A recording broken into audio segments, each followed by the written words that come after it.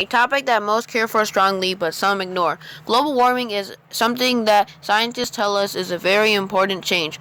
On one side of the argument, there are people who believe this process is a myth. On the other side of the argument, however, people believe this is not the case and people should be participating in taking care of the environment. Scientists have reasons to prove global warming is real and is a threat to our future. Overall, land and ocean surfaces have gained 1.53 degrees Fahrenheit. In places like Antarctica, in the last 50 years, the temperatures have risen over 3 degrees Celsius. The last 650,000 years, there has been 7 cycles of glacial advance. There is a 95% probability that global warming is caused by human activity since the late 20th century. There is no question that increased levels of greenhouse gases must cause the Earth to warm in response. Greenhouse gases are a gas that contributes to the greenhouse effect by absorbing infrared radiation, carbon dioxide, and chlorofluorocarbons. They are transparent to incoming radiation from the sun, but block infrared long-wave radiation from leaving the Earth's atmosphere. This greenhouse effect traps radiation from the sun and warms the planet's surface. As concentrations of these gases increase, more warming occurs than would happen naturally. Water vapor is the most abundant greenhouse gas. Most scientists believe that water vapor produced directly by human activity contributes very little to the amount of water vapor in the atmosphere. Therefore, the U.S. Energy Information Administration's EIA does not estimate emissions of water vapor. Research conducted by NASA suggests a stronger impact from the indirect human effects on water vapor concentrations in the atmosphere. Now, one of the most discussed topics of global warming is Antarctica. The West Antarctic Peninsula is one of the fastest heating areas on Earth. In some areas, there is increase in sea ice, but in other areas, there is very high extent of sea ice melting. The West Antarctic and East Antarctic, separated by the Great Trans-Antarctic Mountain, is now joined by the decrease in sea ice. The sea ice undergoes annual cycles thanks to the climate change.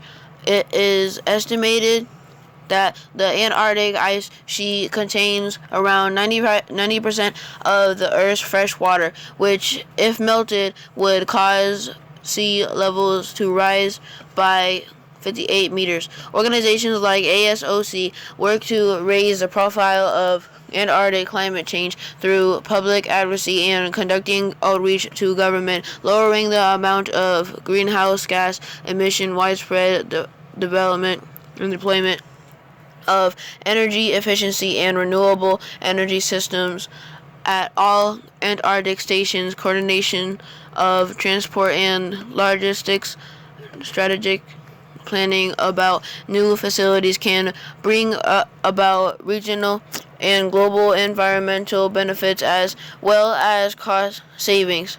But a rising question: is human activity primarily responsible for climate change? In 2010, Climate Depot released a report featuring more than 1,000 scientists, several of them from former UN IPCC scientists, who disagreed that humans are primarily responsible for global climate change.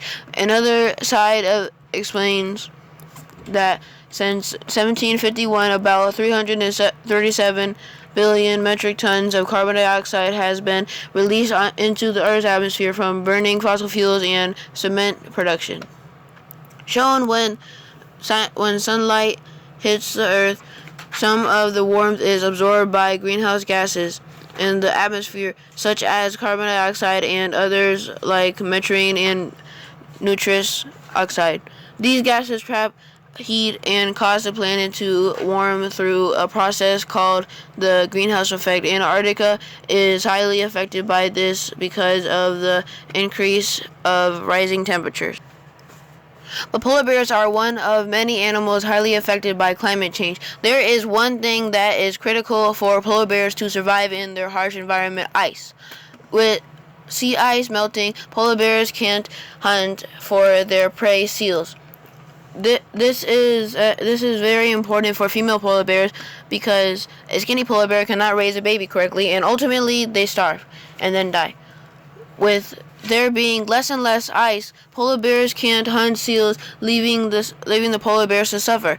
This does not surprise professors like Dr. Ian Sterling, who has been researching polar bears for decades. The bears in the western hunting bay, they are forced onto land every summer as the ice melts in 1997. This was approximately 120 days until the ice came back. In 2010, there was no ice for 160 days. Preventing the amount of carbon dioxide hitting the atmosphere will cause temperatures to lower. And to conclude, climate change in Antarctica is affected by polar bears and everybody else by the greenhouse effect. Many disagree because this is not officially proven yet. Carbon dioxide and other greenhouse gases come into the atmosphere, creating the greenhouse effect. One side states that this cannot be fully true because the effect has not been proven. It has not been approved. But fighting back on the other side of the argument says that this is wiping out our polar bears, and we need to put a stop to this by changing our